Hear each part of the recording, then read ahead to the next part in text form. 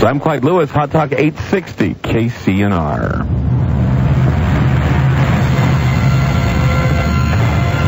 Telling it like it is for Utah. We're Hot Talk 860 KCNR, and this is Drive-By Radio.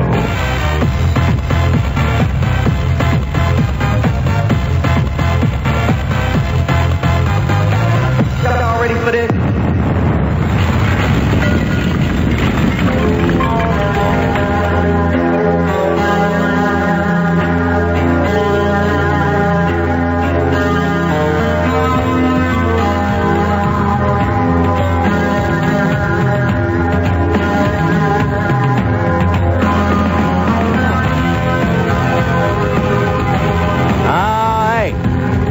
Minutes, 37 seconds after the hour of 8 on this the 14th day, November, in the year of our Lord, 1996. Good morning, 48 degrees. It's Thursday. And welcome to day 12. I'm Rick Taylor along with Clyde Lewis. It is Drive-By Radio, part of this nutritious breakfast and broadcast. We call it Hot Talk 860 KCNR Radio.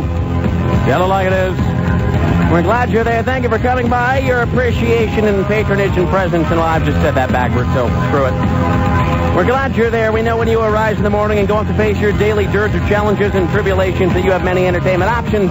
Whether it's radio, whether it's television, whether it's movies, books, periodicals, your own family, the internet. We're glad that you've come by and made the choice to listen to Drive-By Radio this morning. It does not go unnoticed or unappreciated. As the man says, without you, there is no us. Thank you for coming by. And we're glad you're there. Okay, don't let me forget. This hour, we have got to finish up. We have got to finish up the Kirk Picard thing. We've got to give the resolution of the Lucky Butt story from yesterday. And if necessary, we'll do the movie thing. What about the new findings we got? Oh, Do you want to talk about those or not? I know it's kind of ground zero-ish, but, you know. What do you think? Probably not without any confirmation on them. So if we get them, you know, by the end, if the guy calls by the end of the hour, then fine. Okay. If the guy calls in and gives us the okay, then we can talk about it. Yeah, but not before that. So okay. All right. Anyway, 48 degrees, 10 minutes after 8. I'm Rick Taylor. He's Clyde Lewis.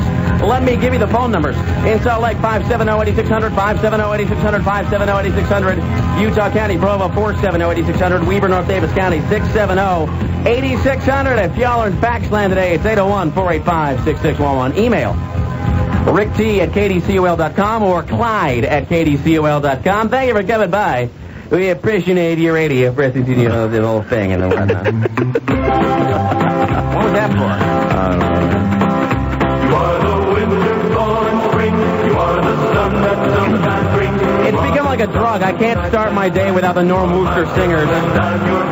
You got me all tied up in knots, and I'm loving you lots and lots.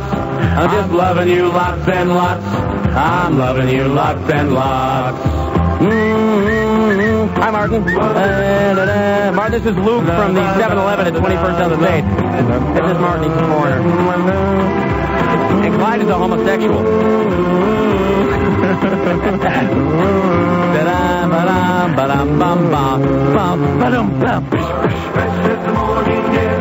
You're as cute as Cuddly Bear. You're in your underwear. You're my girl and I'm your guy. That's why I'm loving you lots and lots. Hey! I'm loving you lots and lots. Go tell it on the mountain. Let me hear it. Loving you lots and lots. That's right, sister. Solo. Martin, didn't you have somebody call and complain about this yesterday? That he couldn't get out of his head?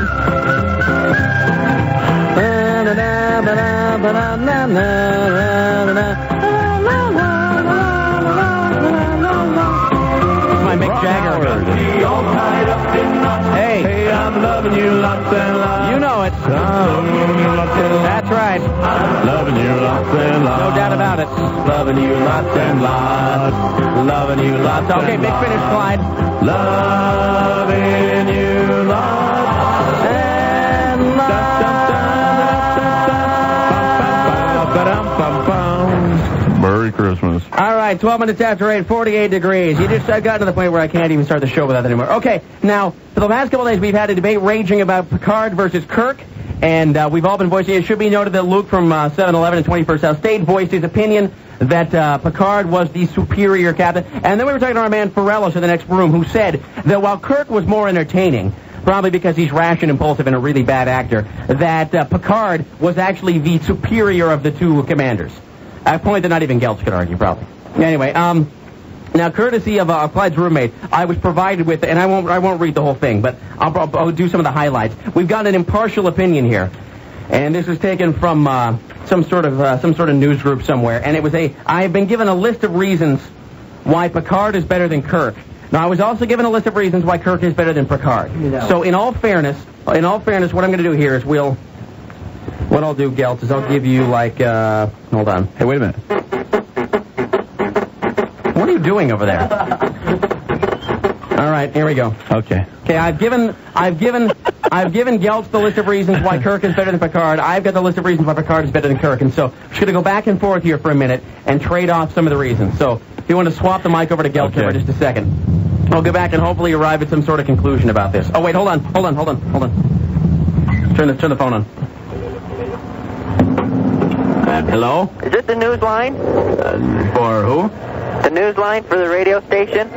What? For what again? The news line. I'm looking for the news line. I don't know. What's the news line for who? For a radio station. Where at? In Salt Lake. No, I'm sorry. Okay, I guess I'll just tell you there's a restaurant on fire up Immigration Canyon called Crompton's. Oh, okay. See ya. Thank you. All right. Yeah, all right, okay. It's one of Martin's colors. Okay, we've got the 50 reasons Picard is better than Kirk, of which I will scan a few here. We've got, number 1, Picard outwits Q time and again. Meanwhile, Kirk saved from Trelane's by the Trelane's parents. Go ahead, Geltz.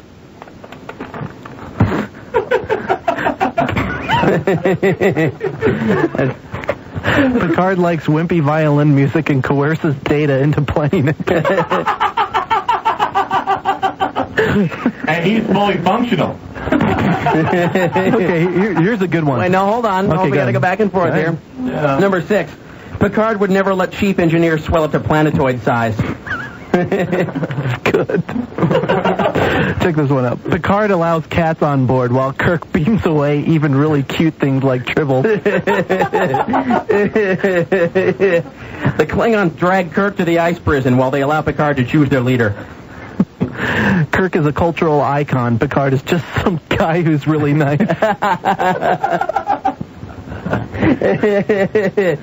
Kirk has wimpy lunch served to him by yeomen. Picard fixes his own damn food in the replicator.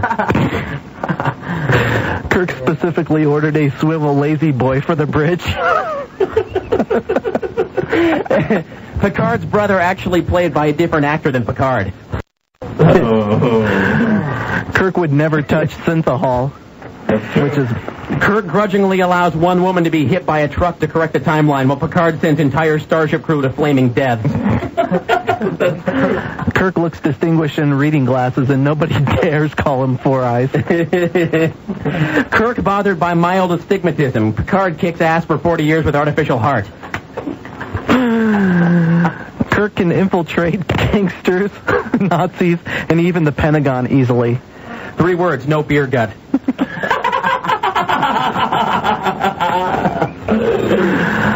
Picard likes painting nudes for art's sake. Kirk subjects Spock to court-martial. Picard allows Worf to whack a guy with only a brief reprimand. When Kirk doesn't trust the Romulans, he fires at them. When Picard doesn't trust the Romulans, he gets fired at.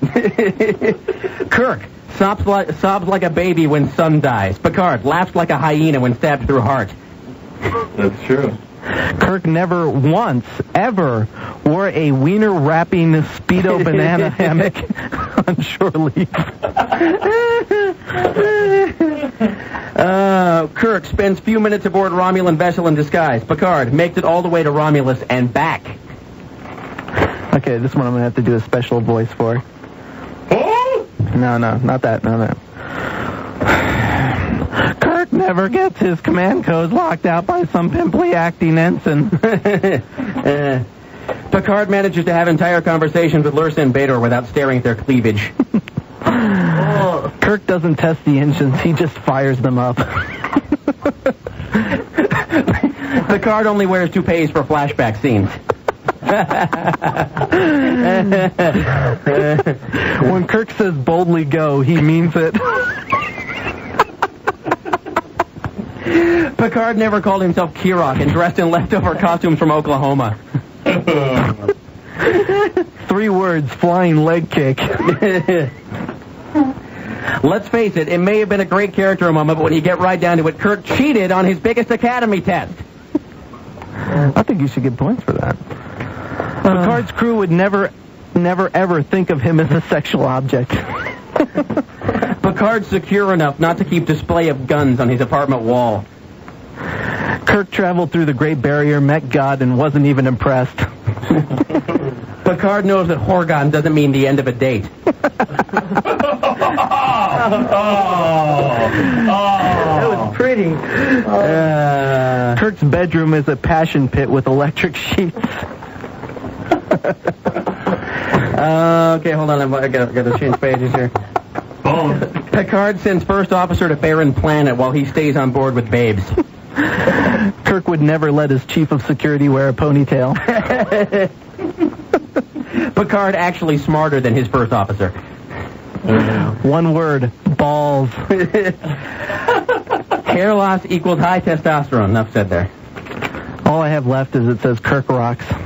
Kirk rocks. Okay. I was going to say Picard next with chicks in the Jeffries tube. All right. So there you go. There you go. Those are impartial opinions from the net.